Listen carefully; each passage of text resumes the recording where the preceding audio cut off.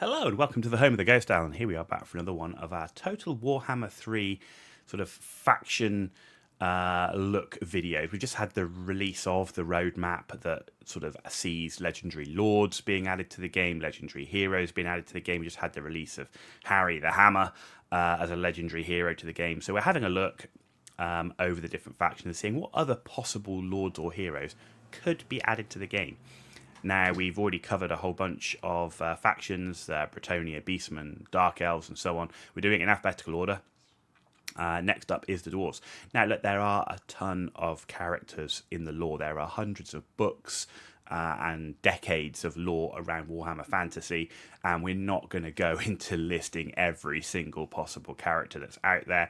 I'm trying to stick to the ones that we either found in the last army book they had a model or rules on the tabletop, or are very well known, that even someone who's dipped their toe into the dwarves in Warhammer Fantasy, for example, would have heard the name or would know the name. So, you know, the dwarves overall, we know they're coming up for a rework. I do find them to be quite not in the best place in the game right now. Not to say you can't have good games with them, and not to say some of their lords aren't absolute beasts, but I definitely think that a rework for dwarves is due, and that we've seen that coming on the roadmap. So if we look at the dwarves right now, they've got 5 current lords. You got Thorgrim, Grudgebearer, Thorek, Ironbrow, Ungrim Iron Fist, and Belagar Ironhammer. They were all lords in the 8th edition army book, but we've also got Grombrindle in there. Grombrindle, a very famous dwarf, mainly because of the White Dwarf, which was the Warhammer, is the Warhammer magazine. I had hundreds of White Dwarfs back in the day before we sort of moved to the digital realm. And so, yeah, Grombrindle, is pretty much a legendary character as well. He's there as a current lord. But, 5 lords, if we look at many factions out there, I have 6 to 7 lords. Could definitely see another legendary lord being added to the game. Who are the options, in my view, here? Well, we've got Alric Ranulfson, who is the King of Carrick-Herne.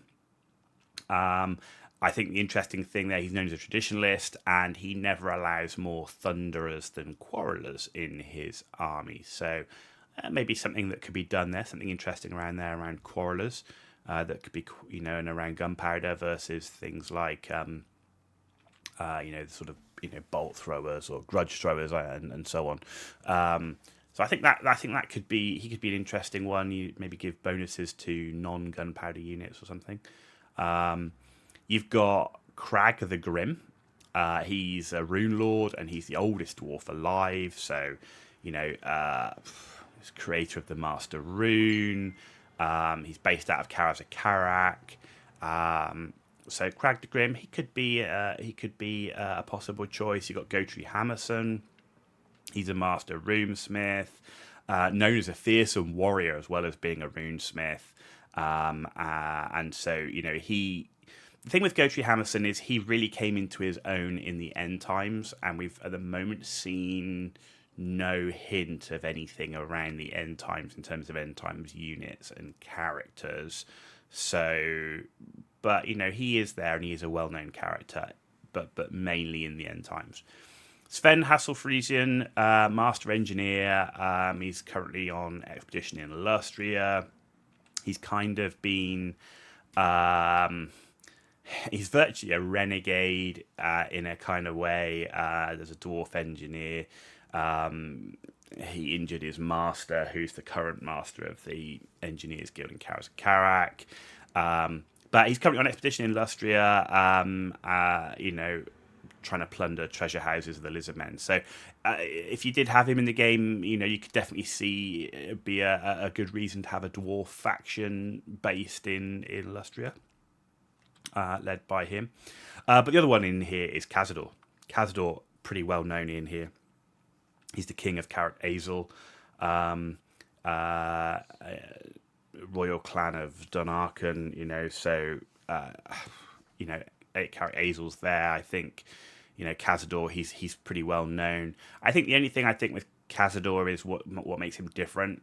But it's nice having the kings, I think, of some of these dwarven holds, and maybe giving the dwarven hold a focus. I think if I'm thinking of Cazador, if you think what makes him different is he should have a really good economy. And access to Oath Gold, for example.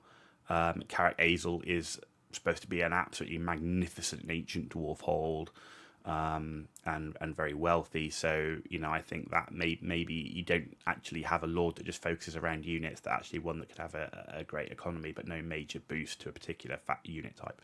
So those are the possible lords. My choices would be Alric Ranulfson and Cazador, as the two most possible. Both kings of dwarven holds. So in terms of current heroes, I don't know how many current heroes in the game. Possible heroes. Well, you've got Joseph Bugman. Now, Joseph Bugman is probably one of the most famous dwarfs in Warhammer Fantasy.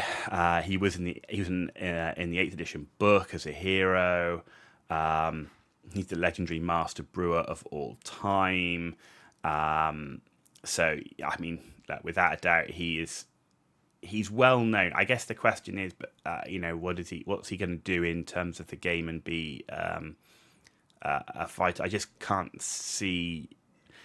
You just want to see him in the game. I mean, even at Warhammer World, kind of the center of all of Games Workshop, the restaurant there and the bar is Bugman's, right? So you just kind of feel like he's got to be in the game somehow. But the other option is Grim Burloxon, who was also an 8th edition hero. And Grim Burloxon, I mean, he would be a great choice as well. There's no doubt about that. He was the youngest dwarf ever to become a master engineer. So he's known for creating brand new inventions. Everything from a self-lighting pipe to a beard braider, automatic beard braider that's steam powered. And even then from a weapon, which was this double-barreled rifle that was said to kill, a dozen greenskins or whatever all in one go. So Grim Burloxon, you could definitely see how he could be interesting addition, boosting war machines and so on, and he could even be there present with his double-barreled rifle. But there's just something about wanting Joseph Bugman in the game, right? So two possibilities there. Two possibilities. I quite like to see Joseph Bugman, but I wouldn't be sad if Grim Burloxon was the choice as well. So there we go. That was Dwarfs. I say there's many others out there that you potentially could put in here, but these are the ones I think are the most likely. Certainly, if we're sticking to our point of army book miniature rules where possible, lords more difficult. We've pretty much covered all of those. But Cazador and Alric Ranulfson would be my choices. So if you liked the video, give it a thumbs up. If you didn't like it, though, give it a thumbs down. Let me know why in the comments down below. And as always, if you want to see more content, then please hit that subscribe button. It's free for you to do, and it means a lot for me, so thank you for that in advance. And it'd be interesting to hear your comments as well about who you think could be in the Dwarf roster, either as a legendary hero or a legendary lord, and why you think it might be different from the ones that we have on this list. You've been watching The Ghost Owl, and I'll see you all very soon.